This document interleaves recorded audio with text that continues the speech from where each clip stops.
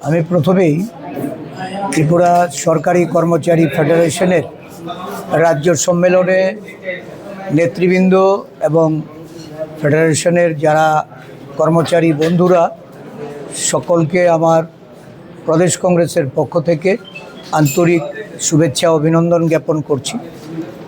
রাজ্যের কর্মচারীদের বিভিন্ন দাবি দাওয়া নিয়ে এই সম্মেলনে আলোচনা হবে এবং এই বিষয়ের উপর গুরুত্বপূর্ণ আলোচনা করবেন আমাদের পরিষদীয় দলনেতা মাননীয় বিধায়ক বীরজিৎ সিনহা মহোদয়, আমাদের কর্মচারী নেতা শান্তিরঞ্জন দেবনাথ মহাশয় সহ সমস্ত বিভিন্ন সাবডিভিশন থেকে যারা নেতৃবৃন্দ এসেছেন তারা সকলে আলোচনা করে সর্বসম্মতিক্রমে একটা দাবি সনদ তারা তৈরি করবেন। কারণ এই রাজ্যে বর্তমানে অর্থনৈতিক, রাজনৈতিক এবং সামাজিক দিক থেকে কর্মচারী কুল ভীষণভাবে ক্ষতিগ্রস্ত, তারা ব্যতিব্যস্ত। সুশাসনের নামে যে কুশাসন বা দুঃশাসন নামিয়ে নিয়ে এসছে রাজ্যের এই সরকার, যারা কর্মচারীদের ন্যায্য পাওনা, কর্মচারীদের অধিকার, তাদের ক্ষমতায়ন, এই সমস্ত প্রতিশ্রুতি রেখেও তাদের প্রতি যেভাবে বদলির নামে কর্মচারীদের কর্মস্থলে হেনস্থা করে কর্মচারীদের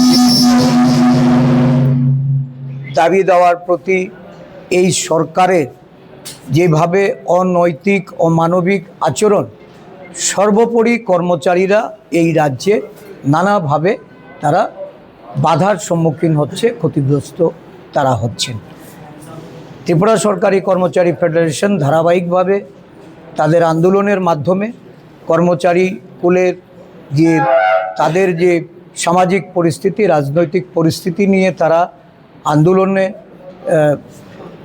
চালিয়ে যাচ্ছেন। এই আন্দোলন আরও দীর্ঘ করার জন্য, আরও শক্তিশালী করার জন্য রাজ্যের কর্মচারীদের প্রতি আবেদন থাকবে যে জাতীয়তাবাদী সংগঠন সরকারি কর্মচারী ফেডারেশন, এই ফেডারেশনকে শক্তিশালী করা। অতীতেও আমরা দেখেছি যে এই রাজ্যে সরকারি কর্মচারীদের জন্য কংগ্রেস নেতৃত্বাধীন সরকার যেভাবে পদক্ষেপ নিয়েছিল বা কর্মচারীর স্বার্থে যেভাবে কাজ করেছিল, নতুন নতুন বেকার যুবক যুবতীদের কর্মসংস্থানের মাধ্যমে এই রাজ্যে চাকরির সংস্থান করেছিল।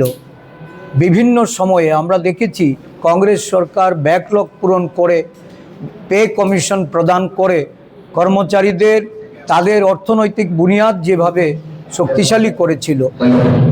বামফ্রন্টের সরকার বলুন বা বর্তমান বিজেপি সরকার বলুন, কর্মচারীদের প্রতি তাদের কোনো দায়বদ্ধতা নেই। প্রতিশ্রুতি খেলাপি একটা সরকার আজকে বর্তমানে ক্ষমতাসীন। তাদের বিরুদ্ধে লড়াইয়ের জন্য ঐক্যবদ্ধ হতে হবে।